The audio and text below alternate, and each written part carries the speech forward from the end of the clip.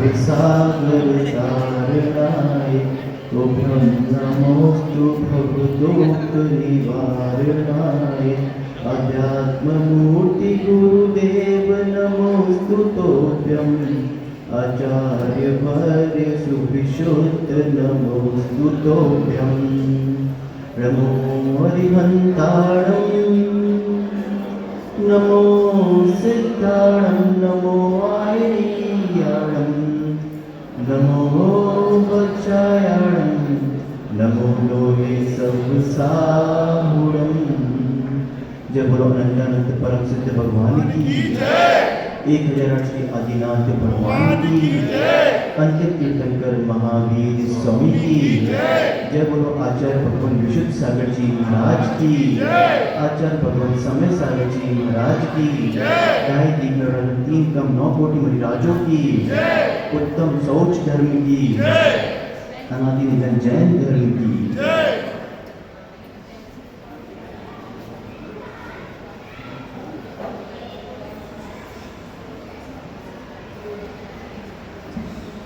भगवान सर्वज्ञ देव ने अपने केवल रूपी ज्ञान से हमें वस्तु के वस्तुत्व का सत्याग्रह कराया है। प्रत्येक जीव का स्वभाव होता है, चाहे वो पुद्गल हो, चाहे वो जीव हो, चाहे चेतन हो, चाहे अचेतन हो। क्या कहते हैं? जैसे अग्नि का स्वभाव क्या है? उष्ण। जल का स्वभाव क्या है? शीतलता। इसी प्रकार जीव का स्वभाव क्या है? व्यवहार से कहे तो जानना देखना, और वैसे कहे परमार्थ से तो चेतना। इसमें चेतना है, वही जीव है। व्यवहार की भी जब हम बात करते हैं देखो जानो, तो व्यक्ति उस स्वभाव को समझ नहीं पाता। देखता जानता तो है, लेकिन उस देखने और जानने में राग और द्वेष कर लेता है, और वही राग द्वेष उसके पाप आश्रम का कारण होता है। इसलिए अपने स्वभाव को भूल विवाह को अपना करके इस संसार में पंच परावर्तन कर रहा है। इसी प्रकार क्या कह रहे हैं? हम अपने स्वभाव को कभी नहीं भूले। जैसे जल और अग्नि अपने स्वभाव में रहती है, ऐसे ही हम इस स्वभाव को समझें। आज पर्युषण पर्व का 14वां दिन। प्रथम दिन हमने क्रोध को त्याग करके क्षमा की बात करी थी। दूसरे दिन हमने मान को त्याग करके मार्दव की बात करी थी। तीसरे दिन मायाचारी को त्याग करके आर्जव की बात करी थी। और आज अपने लोभ, अपनी इच्छाएं, आकांक्षाएं, अपवित्रता, इसको त्याग करके शौच धर्म की बात करनी है, जो सुचिता में है। इंग्लिश में कहे तो क्या कहते हैं? Supreme purity. आज बिल्कुल पवित्रता का दिन है, सफाई का दिन है, सुचिता का दिन है। लेकिन किसकी सफाई करनी है? जीवन निकल गया भैया हमारा सफाई करते करते, लेकिन आज तक साफ नहीं हो पाया। न जाने शरीर में कितने तेल, शैम्पू, क्रीम, पाउडर लगा लगा करके डिब्बे खत्म कर दिए, पर्वत की पर्वत लग गए, लेकिन हम आज तक साफ नहीं हो पाए। खूब सफाई करी, कपड़े भी इतने धोए भैया, इतने चमकाए, कितने ना जाने सर्फ पाउडर खत्म कर दिए हमने, लेकिन आज तक कभी स्वच्छ नहीं हो पाए। ऐसा क्यों? कितनी वस्तुओं को भोग लिया, लेकिन आज तक भी शरीर से दुर्गंध ही आ रही है। जरा सा शरीर को वो डिओ वगैरह सेंट नहीं लगाओ, तेल पाउडर नहीं लगाओ, तो कैसा हो जाता है शरीर है? क्या कह रहे हैं? 9 द्वार मल के द्वार कहे गए शरीर के, जहां से गंदगी, दुर्गंध और जीव आदि की उत्पत्ति होती रहती है। ऐसे शरीर के 9 द्वार है, जिसमें से 7 तो अपने चेहरे पे ही है, 2 कान के, 2 नाक के, आँख के और 1 मुख का। 9 द्वारों में से 7 आपके चेहरे पे ही है, और ना जाने इस चेहरे को आपने क्या कुछ नहीं करा, कितने क्रीम पाउडर से साफ किया, लेकिन आज भी इनसे सुगंध आती है कि दुर्गंधी आ रही है। इस शरीर को सजाने में ना जाने हमने क्या कुछ नहीं किया, पांचों इंद्रियों का विषय, पूरा जीवन सफाई तो करी, लेकिन जिसकी सफाई करनी थी उस पर कभी ध्यान ही नहीं दिया। किसकी सफाई करनी थी? किसकी सफाई करनी थी? आत्मा की।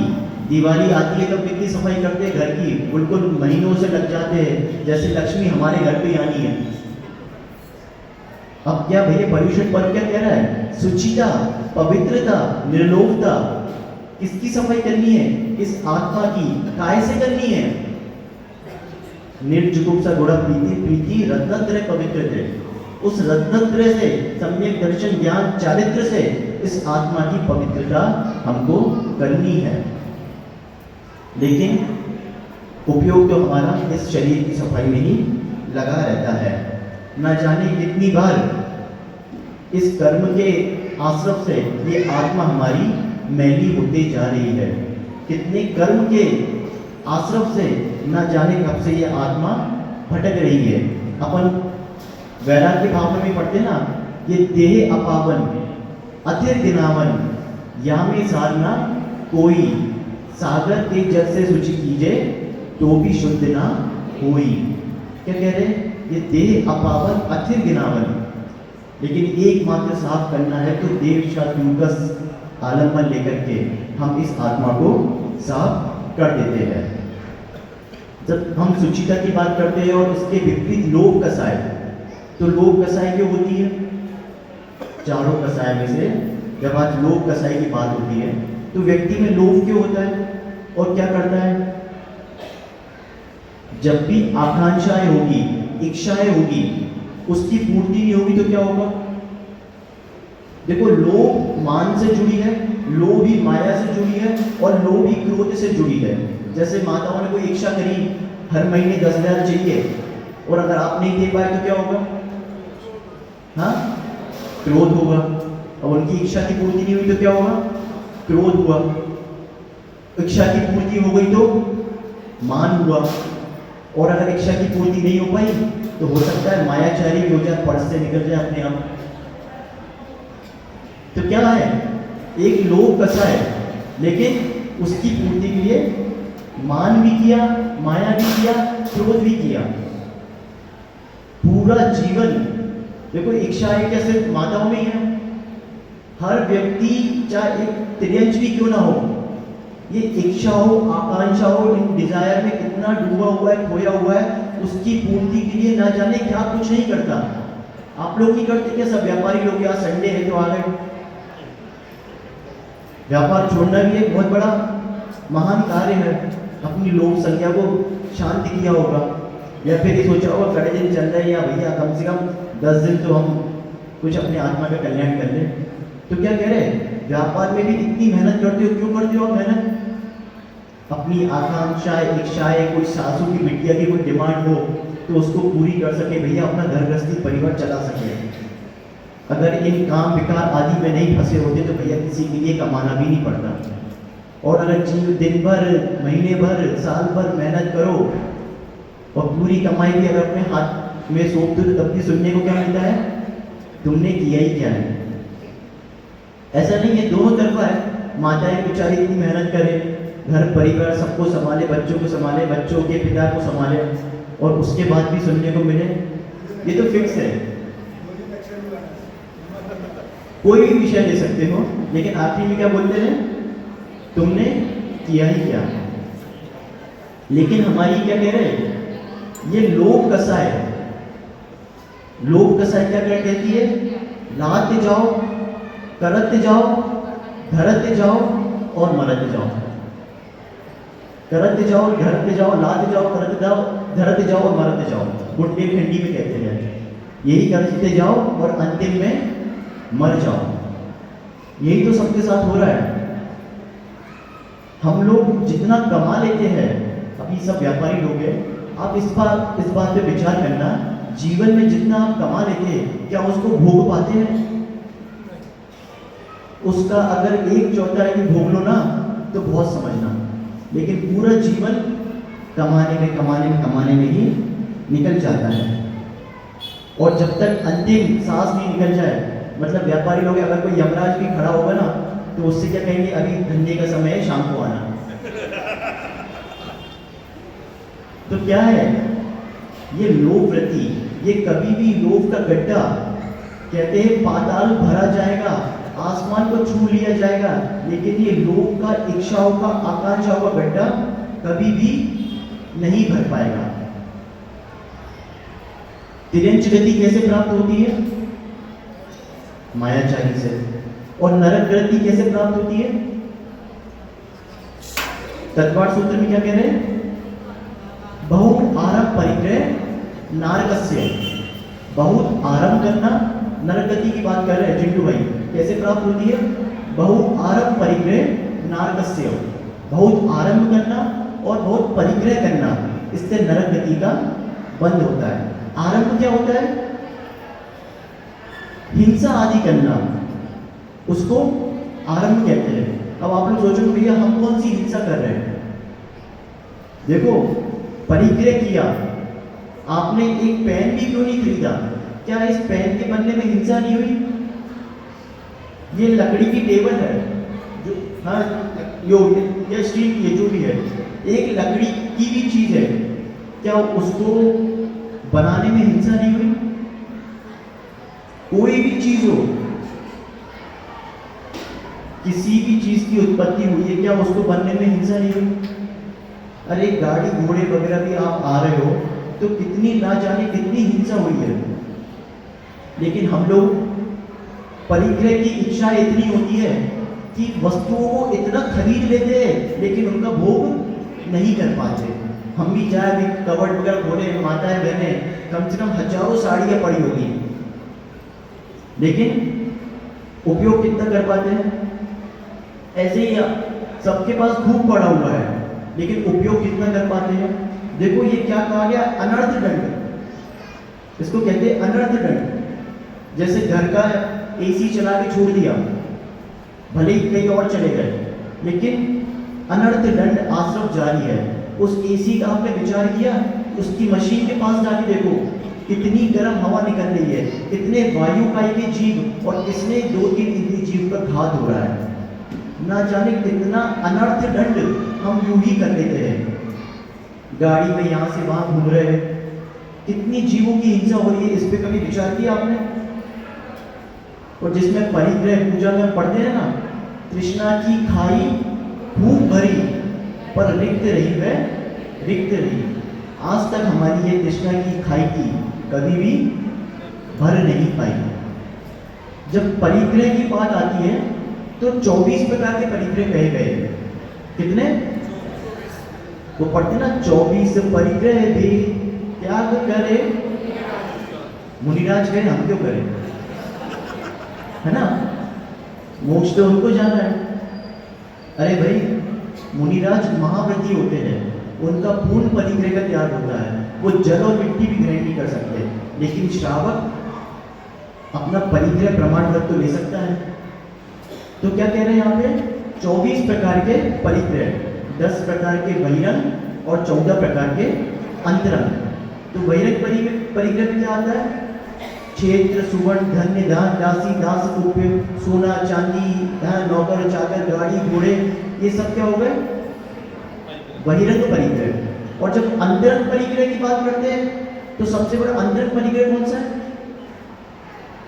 हाँ, अंतरंग परिग्रह कौन सा है? सबसे बड़ा अंतरंग परिग्रह कहा गया है जो हमको भटका रहा है संसारों में, 84 लाख योनि में, दुख में, वो है मिथ्यात्व। सबसे बड़ा अंतरंग परिग्रह कहा गया है तो मिथ्यात्व। ना जाने इस मिथ्यात्व के कारण ही हम कितने अनंत पर्याय निकल गई। कभी तिर्यंच हुए, कभी नारकी हुए, ना जाने पेड़ पौधे से लेके ऐसी कोई सी पर्याय नहीं है जो हमने प्राप्त नहीं करी, ऐसी कोई सी जगह नहीं है जहाँ हमने जन्म नहीं लिया। किसके कारण? मिथ्यात्व के कारण, गलत मान्यता, मिथ्यात्व। एक होता है सम्यक मिथ्यात्व। सम्यक मिथ्यात्व क्या होता है? यहाँ भी नमस्कार कर रहे हैं और वहाँ भी प्रसाद चढ़ा रहे हैं, पेड़ पौधे भी मिल जाए तो उनको भी अपनी श्रद्धा बेच के बैठे हैं। क्या भैया आपकी श्रद्धा और ईमान इतना कमजोर है कि आप कहीं भी बेच दोगे उसको? सम्यक मिथ्यात्व, व्यक्ति इतना डरा हुआ है कि यहाँ भी नमस्कार और कहीं और मिल जाए तो भैया कुछ हो ही नहीं मेरे को। सम्यक दृष्टि जीव निर्भीक होता है, वो ना मृत्यु से डरता है ना किसी भी प्रकार के आकस्मिक भय से डरता है। और एक होता है सम्यक प्रकृति। सम्यक प्रकृति मतलब चल मल अगाढ़ दोष, कि मेरे तो चंद्र प्रभु भगवान है, अरे मुझे पार्श्वनाथ भगवान ज़्यादा अच्छे लगते हैं, मैं तो महावीर भगवान को मानता हूँ, या मेरे तो भैया आदिनाथ भगवान है। ये चल मल अगाढ़ दोष कहे गए सम्यक प्रकृति, ये भी हमारे पूर्ण सम्यक का घात करते हैं। इसलिए जब परिग्रह की बात आई है तो क्या गृहस्थ पूरा परिग्रह त्याग कर सकता है? नहीं कर सकता। घर गृहस्थी चलाने के लिए थोड़ा परिग्रह तो जरूरत है, लेकिन माँ अगर 5000 साड़ियों से काम चल जाए तो उसका परिग्रह प्रमाण ले सकते हैं आप? हाँ, अगर आप लोगों का 100 करोड़ में काम चल जाए तो उसका परिग्रह प्रमाण कर सकते हैं? देखो ये हवस ऐसी है, चाहे विकारों की हो चाहे पैसे कमाने की हो, सांस के अंतिम सांस तक ये जाती नहीं है। इसलिए कहा गया है परिग्रह प्रमाण। भैया कोई सी सीमा तो बांध लो, कोई सी एक रेखा तो खींच लो अपने जीवन में। अब जिनकी 60 उम्र हो चुकी है और अभी भी धंधे पानी में लगे हुए हैं, तो वो अपने जीवन में विचार करें कि भैया वो क्या कर रहे हैं। मतलब जिस उम्र में अपना कम से कम वो 6 डाला में दौलत राम जी कहते ना, बाल पने में आवाज तो क्या कहते हैं, बाल पने में ज्ञान न लयो, तरुण समय तरुणीगत रहो, अर्ध मृतक संबूढ़ा भयो, कैसे रूप रखे अपनो। जब बाल पना था, जब दिमाग काम करता था सब कुछ, उस समय ज्ञान नहीं लिया। तरुण समय आया तो तरुणी में लिप्त रहा, और जब अर्ध मृतक बूढ़े के समान हो गया, नाक बहरे, ये कान से सुनाई दे रहा, आंखों पे पर्दा है, चल नहीं पा रहा, उस समय कहता है धर्म ध्यान कर लूँ। वो भी किस लिए? कि भैया हो सकता है अगले जन्म में कुछ बढ़िया मिले, भोग भोगने को मिले। तो यहाँ पे क्या कह रहे हैं? परिग्रह प्रमाण। अगर 100 करोड़ से काम चल जाए, भैया जीवन में एक न एक सीमा हमारी तो होनी चाहिए। और देखा जाए भैया जिनके व्यापारी आदि है, व्यापार एक ऐसा व्यसन होता है, देखो दारू मांस मंदिरा छोड़ना, वैश्यवती छोड़ना ठीक है, इतनी बड़ी बात नहीं है, हम तो वैसे भी इनके बारे में सोचते नहीं है, लेकिन हम लोगों को कौन सा व्यसन घेरा है? सबसे बड़ा ये व्यापार का व्यसन, जो 80 साल की उम्र में भी हमसे दुकान अपनी नहीं छूटती। हाँ क्या कह रहे हैं? व्यसन बताए गए, गल्ला नहीं छूटता, हिसाब किताब नहीं छूटता, अकाउंटिंग नहीं छूटती, कितना आ रहा है जा रहा है वो नहीं छूटता, त्योहार पे हो तो आज का अच्छा दिन है। ये सबसे बड़ा व्यसन कहा गया है जो हमारी आत्मा का घात कर रहा है। इसलिए क्या कह रहे हैं? अपनी भैया सीमा बांधो। इस जीवन जीने के लिए भैया कितना है? क्यों चिंटू भाई, एक दिन में कितना खाते आप? 50-100 रोटी तो खा लेते होंगे, हैं? नहीं खा पाते, लेकिन क्या कह रहे हैं? नहीं, उसके भी भाव हो रहे हैं प्रोफेशन के। क्या कह रहे हैं यहाँ पे? भोग भोगने की भावना। कितना खा लेते हैं हम? कितना भोग भोग लेते हैं? अरे भैया 4-5 रोटी खा पाएंगे, जरा सी दाल खा पाएंगे, डेली तो पनीर और मलाई भी नहीं खा पाएंगे। और आजकल तो जरा ज़्यादा खा लो तो पता चला राम राम सत्य है। आजकल तो घी भी 1 चम्मच बचा लो, वही बड़ी बात है। लेकिन भोग भोगने की भावना कितनी है कि संसार की पूरी विभूति भी मिल जाए तो कम है। तो इसलिए कहा गया है गृहस्थ को अगर अपना आत्म कल्याण करना हो तो परिग्रह प्रमाण व्रत जरूर धारण करना चाहिए। क्यों? क्योंकि इच्छाओं की, आकांक्षाओं की कोई भी सीमा नहीं है। एक व्याख्या आता है कंदुरमक्ष और मगरमच्छ का, एक कहानी आती है। तो मगरमच्छ क्या होता है? लवण समुद्र का बहुत विशालकाय होता है, वो 6 महीने तक अपना मुख खोल के बैठा रहता है और उस 6 महीने में ना जाने कितनी मछलियां उसके मुख से निकल जाती हैं। उसी मगरमच्छ के कान में क्या होता है, एक तंदुलमच्छ। तो तंदुलमच्छ सोचता है जरा सा कि अगर मैं इस मगरमच्छ की जगह होता तो एक भी मछली नहीं छोड़ता, सबको खा जाता। जबकि उस तंदुलमच्छ की एक मछली खाने की भी योग्यता नहीं है, लेकिन बेचारा क्या करता है कि एक भी मछली में नहीं छोड़ता। तो एकमात्र सोच सोच करके ही भैया वो मगरमच्छ तो पहले नरक जाता है, लेकिन वो तंदुलमच्छ साथ में नरक जाता है, जिसने एक मछली पूरी नहीं खाई। लेकिन भोग भोगने की इच्छाएं, आकांक्षाएं इतनी थी कि वो सिर्फ भावनाओं से ही न जाने कितना पाप कमा लेता है। क्या हमारी हालत वैसी नहीं है? आपने बिजुका देखा है? बिजुका, चिंटू भाई बिजुका का नाम सुना? बिजुका क्या होता है? हाँ, क्या होता है? नहीं, हाँ हाँ, जो खेत में लगा रहता है ना, खड़ा रहता है ऐसे, तो वो क्या करता है? ना खाता है ना खाने देता है। कोई भी चिड़िया वगैरह आ जाए, कबूतर, तो क्या सोचती है, कोई व्यक्ति खड़ा हुआ है ना? क्या करता है बिजुका खेत में? ऐसे ही भैया हमारी उस बिजुका के समान हालत हो गई है ना। इतना कमा लिया है ये, लोग की संख्या इतनी है, ना खुद भोग पा रहे ना दूसरों को भोगने दे रहे।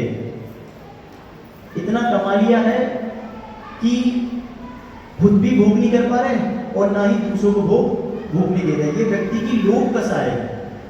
अभी कोरोना के समय, कोरोना के बाद एक कंपनी थी, कुछ शेयर मार्केट वाली, जिरोधा कोई सी कंपनी थी, तो उसमें आया कम से कम 10,000 से लोग खाते, 10,000 खाते ऐसे हैं जिसमें हजारों करोड़ जमा है, लेकिन उनका कोई भी नॉमिनी नहीं है।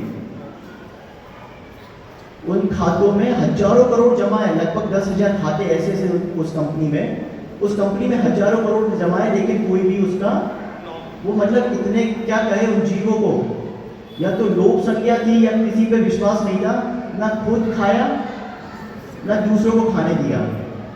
देखो कोई भी वस्तु होगी, कोई भी वस्तु है, चाहे धन है, उसकी तीन ही गति होगी। समझ में आ रहा है आपको? कोई भी धन है भैया, उसकी तीन चीजें होगी। क्या होगी? या तो भोग होगा उसका, या तो उसका नाश होगा, या उसका दान होगा।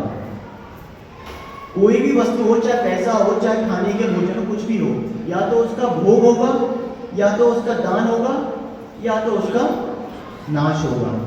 लेकिन ये लोभ कसाय ऐसी कसाय है जो चीजें, वस्तु रखी रखी पड़ जाती है, सड़ जाती है, ना व्यक्ति खुद खा पाता है, ना दूसरों को दे पाता है, ना दान कर पाता है। हाँ माँ, आपके घर में न जाने कितनी ऐसी खाने की कोई ड्राई फ्रूट्स वगैरह पड़े रहते हैं, रखे रखे सड़े जाते हैं, फल फ्रूट्स वगैरह, लेकिन लोभ कसाई कैसी होती है?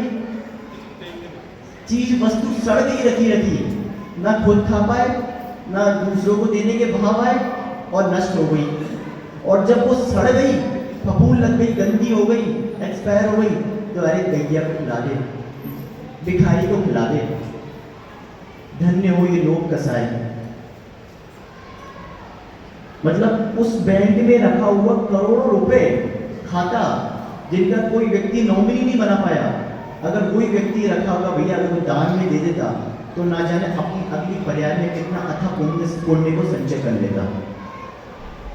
आचार्य भगवान कहते हैं, अगर अपनी गरीबी के दिन दूर करने हो, प्रतिक्षण में लाभ मिलता है।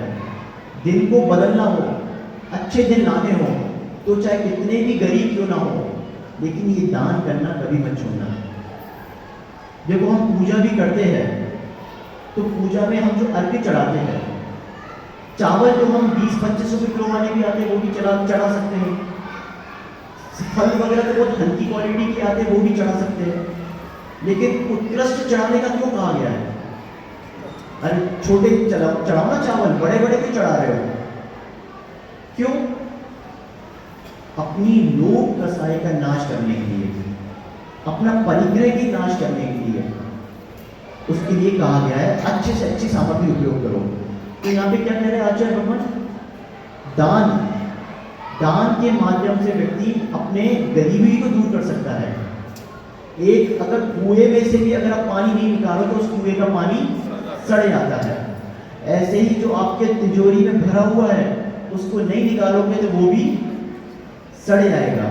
न जाने कितनी वस्तुएं हैं जो रखी रखी घर में सड़ जाती है। आप ही अपने माता स्टोर रूम में जाके देखना, कोई ना कोई सी चीज जरूर सड़ रही होगी। तो इसलिए क्या कह रहे हैं, देखो नीति के साथ जियो। अगर महावीर की बात नहीं मान सकते तो श्री राम की मान लो, श्री राम की नहीं मान सकते तो पांडवों की मान लो, और पांडवों की भी नहीं मान पाए तो फिर क्या कह रहे हैं महावीर भगवान। महावीर ने कहा भैया ये संसार तो झमेला है, ना मेरा है नहीं ना तेरा है। श्री राम ने क्या कहा, हे भरत ये संपत्ति तो झगड़े का कारण है, इसलिए ना मेरा कुछ नहीं है, सारा तेरा है। पांडवों ने क्या कहा, मेरा मेरा तेरा तेरा। लेकिन हम लोग कौन है, कौरव। क्या कहते हैं, कौरवों की नीति क्या है, मेरा तो मेरा ही, तेरा भी मेरा। अरे भाई महावीर की बात नहीं मान पा रहे, जिन्होंने कहा ना मेरा ना तेरा। श्री राम ने कहा मेरा भी तेरा, पांडवों ने कहा मेरा मेरा तेरा तेरा। लेकिन हम तो भैया कौरवों के वंशज के हैं ना, मेरा भी मेरा और तेरा भी मेरा। कितना राग कितना लोभ हमारे मन में बैठा हुआ है। घर में आप कभी विचार करो, कहाँ कहाँ मेरे लोभ स्थान है, कहाँ कहाँ मेरी कसाई स्थान है। घर की एक फटी चट्टी भी फेंकने के भाव नहीं आते। क्या सोचते, पोछे की काम आ जाएगी। एक टूटी चम्मच भी फेंकने के भाव नहीं आते। देखो आचार्य जी कहते हैं ना, जब भाइयों का वो होता है तो एक एक चम्मच पे लड़ाई हो जाती है। हाँ, एक एक जरा सी माचिस पे लड़ाई हो जाती है। तो क्या कह रहे हैं यहाँ पे, अपना विचार करो, एक बार सामायिक करो, और उस सामायिक में ये विचार करो कि कहाँ कहाँ मेरे राग स्थान है, कहाँ कहाँ मेरे लोभ स्थान है, कहाँ कहाँ मेरी काम वासनाएं बैठी है, कहाँ कहाँ मेरी इच्छाएं बैठी है, किन किन से मेरा ममत्व है, इनका तो विचार करो एक बार। और जब तक ये मालूम ही नहीं होगा तो हम इनका त्याग भी नहीं कर पाएंगे। कर्तव्य भाव में इतने डूबे हुए हैं कि बिल्कुल मान के बैठे कि मैं नहीं होऊंगा तो मेरा घर परिवार चल ही नहीं पाएगा, मैं नहीं होऊंगा तो बीवी को कौन पालेगा, बच्चों को कौन पालेगा। अरे प्रत्येक जीव का अपना पुण्य है। क्या कहते हैं, हर जीव का भैया अपना पुण्य है। श्री कृष्ण भी भैया जेल में जन्म हुआ, लेकिन कौन बाद में 6 खंड के अधिपति हुए भी नारायण थे। क्या कह रहे हैं, सबका अपना अपना पुण्य है। एक शिशु भी जन्म लेता है तो माँ के आंचल में डूब जाता है, तो वो शिशु का पुण्य है कि वो भी भूखा नहीं रहेगा। लेकिन कर्तव्य का भाव इतना बैठा हुआ है कि जीवन भर कमाई में निकल जाता है। और किस लिए कमा रहे हैं, आचार्य श्री कहते हैं, संयम के पापा क्या कहते हैं आचार्य श्री, पूत सपूत तो क्यों धन संचय, पूत कपूत तो क्यों धन संचय। अगर पूत सपूत है तो भैया क्यों धन संचय, और पूत कपूत है तो क्यों धन संचय, किसके लिए कमाए। लेकिन कर्तव्य भाव ऐसा बैठा है कि मुझे तो अपने पोते की भी शादी करानी है। हाँ, न जाने कितने कर्तव्य भाव में हम बैठे हुए हैं। लेकिन पूजा तो बड़ी अच्छी करते हैं, लेकिन पूजा के बाद जैसे ही निकलते हैं बाहर सब भूल जाते हैं। पूजा में तो पढ़ा, मैं एकाकी एकत्व लिए सब ही आते, तन धन को साथी समझाता, पर वह छोड़ चले जाते, मेरे न हुए ना मैं इनसे। बड़े अच्छे से पूजा में पढ़ा, भैया मैं एकाकी एकत्व लिए ही आया हूँ, तन धन को साथी समझा है। लेकिन कैसे, देखो शब्दानुभूति का विषय अलग है। शब्द से मान लिया ये शरीर है, आत्मा है, लेकिन वो ज्ञान आपके कार्यकारी नहीं है। आत्मानुभूति से जानना कि मैं एक ही हूँ, एक ही था, एक ही रहूंगा, पर मेरे लिए अकिंचित करे। अगर आपको भी कोई सी पीड़ा हो जाएगी, संयम अगर बीमार पड़े होंगे तो उसका पीड़ा कौन भोगेगा, आप कि और कोई? मैं आप लोग अगर कोई बीमार पड़ गए या कष्ट के दिन आ गए या कोई सा रोग व्याधि हो गई तो क्या आपके पतिदेव वो पीड़ा को ले लेंगे? अरे हर व्यक्ति अपने कर्मों का भोगता है। किंचित मात्र भी भैया, इतने चाहे मायाचारी से धन कमाओ चाहे पाप से कमाओ, लेकिन भले ही सासू की बिटिया को दे दो, लेकिन वो फल तो आपको ही भोगना पड़ेगा।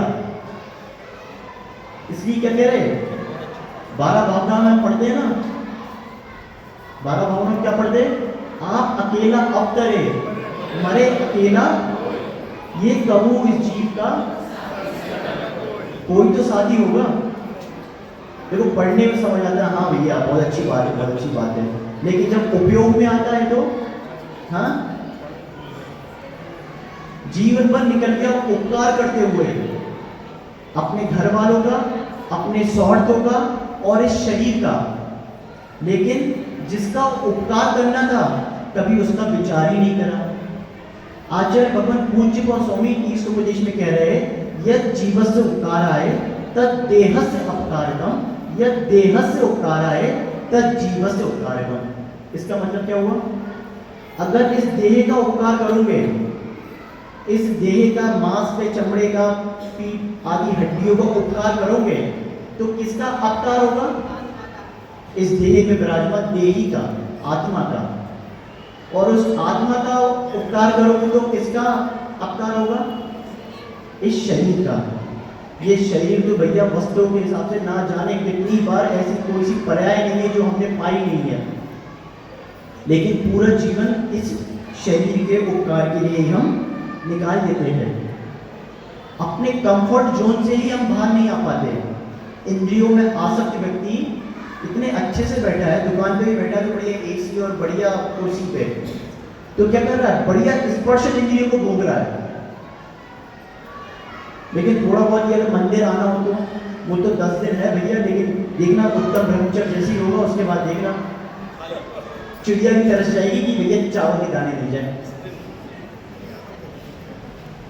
चलो लेकिन कम से कम ठीक है भैया, जैसे व्यापार में होता है ना कि दो कमा लो जीवन भर चल, लंबा समय फिर स्थिर बीतेगा, ऐसे ही भैया कम से कम 10 दिन इतना पुण्य कर लो कि भैया हम अच्छा आगे समय तक इतना पुण्य कमा ले कि कम से कम 1-2 महीने का 1 साल की गाड़ी चल जाए। इतनी भक्ति भाव से कर लो। लेकिन भक्ति कैसी, भगवान की। ऐसा नहीं कि म्यूजिक को तेज बजा दिया, इससे तो और पता चला जो बुद्धि थी वो और भ्रष्ट हो गई। अरे भगवान की भक्ति भी ऐसे करो कि हमारे को अथा समझ के, सोच के, जान करके, अज्ञान भाव में नहीं। पूजा में आपने एक और लाइन पढ़ी होगी, आज के दिन पूजा करी ना उत्तम 10 लक्षण धर्म की, तो क्या पढ़ा था, लोभ पाप का, उसमें पढ़ा था ना क्या लाइन थी, लोभ पाप का बाप बताना, आशा पाशा महादुखदाई, सुख पावे। तो लोभ को पाप का बाप क्यों कहा है भैया, पाप का बाप कह दिया, ऐसा क्यों? अगर पाप का किसी को बाप कहा गया, वो लोभ कसाय को कहा गया, ऐसा क्यों कहा गया? हाँ, लोभ में चारों कसाय का निमंत्रण है। हाँ अच्छी बात है भैया। एक बहुत अच्छी सी कहानी आती है, एक पंडित के पास इसका उत्तर है। एक महान पंडित होता है, बनारस से पढ़ा हुआ, 12 साल तक पढ़ता है, पूरे वेदों का, अर्थशास्त्र का, खगोल का, भूगोल का, सबका ज्ञान लेता है एक पंडित। और 12 साल बाद बनारस से पढ़ करके अपने घर आता है। उसकी देवी देख करके बहुत खुश होती है, अरे पंडित आ गया मेरा, पंडिताई बहुत खुश, 56 भोग बनाती है, खूब आदर सत्कार करती है। पंडित देखता है, अरे वाह, खाना खाने को बैठता है। लेकिन माताओं की आदत होती है ना, कोई भी पति खाने को बैठे तो रोक टोक पहले हो जाती है। तो जैसे ही वो पंडित खाने के लिए बढ़ता है तो पंडिताइन क्या कहती है, पंडित रुक, तूने इतना पढ़ा है, इतना लिखा है, इतने सालों बाद तू आया है, मेरे प्रश्न का एक उत्तर दे दे। कौन सा प्रश्न? ये पाप का बाप कौन है? पंडिताइन पूछती पंडित से, तू इतना पढ़ा है, एक प्रश्न बता दे, ये पाप का बाप कौन है? अब पंडित की सटक गई, अरे यार मैंने इतना पढ़ा लिखा लेकिन आज तक तो ये मालूम ही नहीं पड़ा ये पाप का बाप कौन है। तो वो पंडित खाना वाना एक तरफ आधी रात में ही निकल जाता है। इसका उत्तर जब तक नहीं मिलेगा जब तक मैं अपने घर नहीं आऊँगा। आधी रात में ही निकल गया। बहुत ठंड थी। अब एक अंधेरा गाँव, वहाँ पे पड़ा पड़ा सो रहा और सोच रहा पाप का बाप कौन है, पाप का बाप कौन है। वहीं से एक वेश्या आई, कहती अरे पंडित दिख तो अच्छा खासा रहा है, लेकिन ऐसे सड़क पे क्यों पड़ा है? कहता मैं कुछ काम से निकला हूँ। मैंने बता कौन सा काम है? तो वो कहती तू वेश्या है, तू जा, मैं तुझे नहीं बता सकता। तो वेश्या कहती बता तो सही। कहता मैं एक प्रश्न का उत्तर ढूंढ रहा हूँ। क्या प्रश्न? कि पाप का बाप कौन है? तो वेश्या समझदार थी। वेश्या कहती पंडित तू एक काम कर, मेरे घर चले चल, सुबह निकल जाना सो करके, ये ठंड है मर जाएगा। पंडित कहता तू और वेश्या, तेरे घर जाऊंगा? असंभव। पंडित वेश्या कहती अरे पंडित, वेश्या समझदार थी। तो वेश्या क्या करती, धीरे से एक चांदी की पुटरिया निकालती बढ़िया, और पंडित से कहती पंडित इस चांदी की पुटरिया को रख और मेरे घर चल, गाँव है कोई नहीं है, सुबह आराम से निकल जाना। तो पंडित कहता ठीक है भैया, कोई नहीं है, ठंड है। तो वो पंडित वेश्या के घर चले जाता है। अगले दिन सुबह होती है, पंडित जैसे ही निकलने को तैयार होता है, वेश्या कहती अरे पंडित खाली पेट ही जाएगा क्या, कुछ तो खा करके जा। पंडित कहता अरे तू वेश्या, तेरे यहाँ पे भोजन करूँगा मैं? हो ही नहीं सकता। वेश्या समझदार थी। वेश्या कहती अरे पंडित ये ले एक सोने की पुटलिया, कोई नहीं है, किसी ने नहीं देखा, भोजन ही तो करना है, भोजन करके चले जाना। पंडित सोचता ठीक है, भूखा कहाँ मरूंगा मैं, भोजन ही तो करना है, बढ़िया 56 भोग बनाए खिला रही है, इसकी गलत ही क्या है, भोजन करके चले जाऊंगा। तो पंडित भोजन के लिए बैठ जाता। बढ़िया भोजन करने को होता तो वेश्या कहती अरे पंडित रुक, मैंने इतना मेहनत से बनाया है, एक बार तू मेरे हाथ से खा ले। पंडित कहता असंभव, तू वेश्या, तेरी तो परछाई भी मेरे को नरक ले जाएगी, ये तो 3 काल में भी हो सकता कि मैं तेरे हाथ से खा लूं, तेरा खा रहा हूं यही बहुत समझ। वेश्या तो समझदार थी। पंडित ये ले रत्नों की पुटलिया, देख मैंने चांदी की पुटलिया दी, सोने की पुटलिया दी, अब तेरे को रत्नों की भी दे दी और यहाँ पे कोई नहीं है, मेरी आत्मा धन्य हो जाएगी, तू मेरे हाथ से एक बार खा ले। पंडित कहता अरे वाह बात तो सही है, रत्नों की पुटलिया मिल गई। पंडित तो वैसे लोभी था, तो क्या कहते हैं, पंडित जैसे ही अपना मुंह खोलता ले खिला, वैसे ही वेश्या एक गाल पे चाटा लगाती, धम दूसरे गाल पे यहाँ से। पंडित कहता अरे ये क्या कर रही है तू? तो वेश्या कहती पंडित समझ, ये तेरे ही प्रश्न का उत्तर है। कहती मेरी प्रश्न का उत्तर? कहती सुन, तू मेरी परछाई से भी भगता था, लेकिन चांदी की पुटलिया से तू मेरे घर पे आ गया, तू मेरे भोजन कभी नहीं कर सकता था, सोने की पुटलिया से तू भोजन भी खाने लगा, तू मेरी परछाई मेरे हाथ का भोजन नहीं खाता था, लेकिन रत्नों की पुटलिया से तू मेरे हाथ का भोजन भी मेरे हाथ से भी खाने लगा। अब ना जाने तू आगे और क्या अनर्थ कर देता। किसके कारण? एकमात्र इस लोभ कसाई के कारण। हम भी वो विचार करें कि भैया ना जाने कितने अनर्थ पाप इस लोभ कसाई के कारण, तत्काल के लाभ के लिए, जरा से चंद पैसों के लिए, जरा सी इच्छा आकांक्षाओं के लिए हम भी ना जाने कितने कितने अनर्थ पाप कर बैठते हैं। और इंसान की फितरत ही क्या, रोहित भैया क्या कह रहे हैं, इंसान की फितरत कैसी है? कैसी है इंसान की फितरत? चाय में मक्खी गिरे तो चाय को फेंक देता है, और घी में मक्खी गिरे तो मक्खी को फेंक देता है। धन्य हो इंसान। इसलिए क्या कह रहे हैं, अपनी लोभ कसाई भैया, अपने से ना मायाचारी करो। इसलिए किसी भी प्रकार की इच्छाएं है वो आपको दुर्गति का ही बंद करेगी। इसलिए कहा गया है बहु आरंभ परिग्रह नारकस्य, बहु आरंभ और परिग्रह करने से नरक गति का बंद होता है।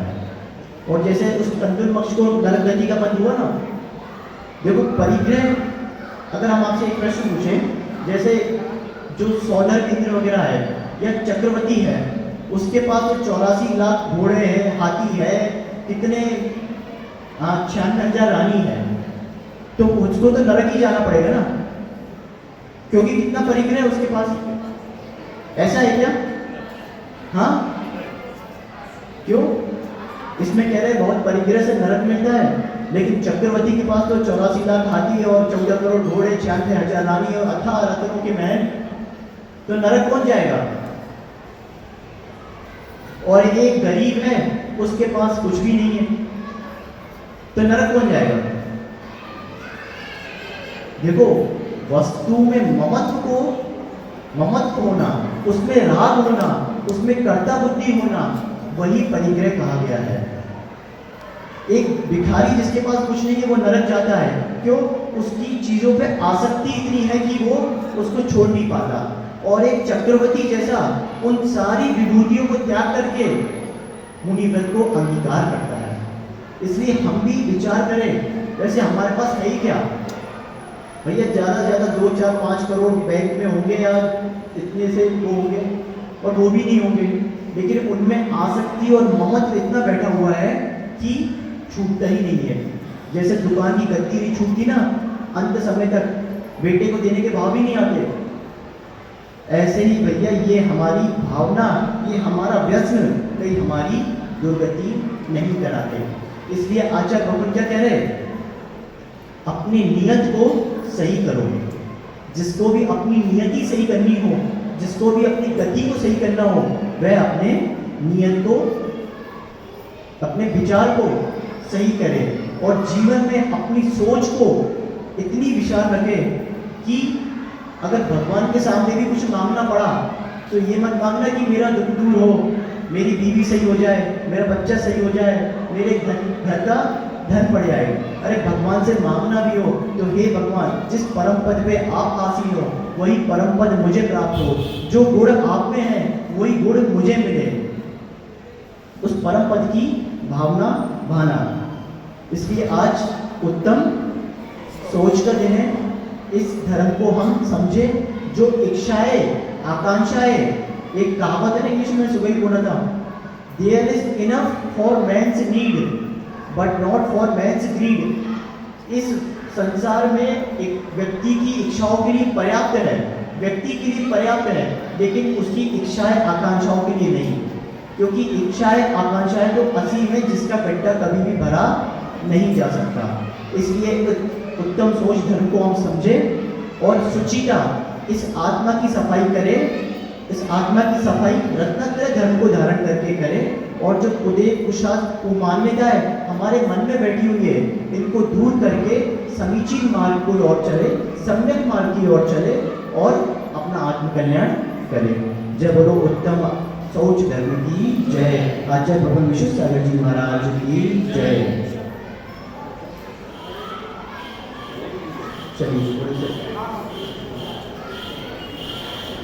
चलिए 2-4 प्रश्न में करते हैं।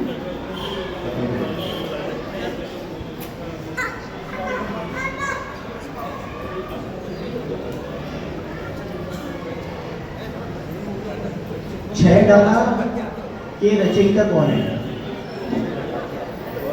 इजी है। अच्छा, तो छह डाला और मेरी भावना के रचयिता कौन है? दोनों के बताने हैं।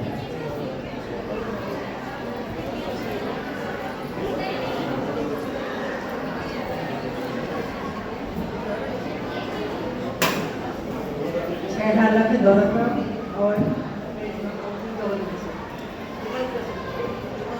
बहुत बढ़िया। छह डाला के दौलत राम जी और मेरी भावना के जुगर किशोर जी। बहुत बढ़िया। मैं आमंत्रित करूंगा हमारे आज के प्रायोजक परिवार डॉक्टर शांति कुमार जी लोहारिया, श्री आदिनाथ होजरी एवं युवा मेंस और श्रीमान शैलेश सौरभ जी पाटिल, अगर तीनों परिवार आगे आ जाए महाआरती के लिए भी। चलिए, जम्मू दीन के 7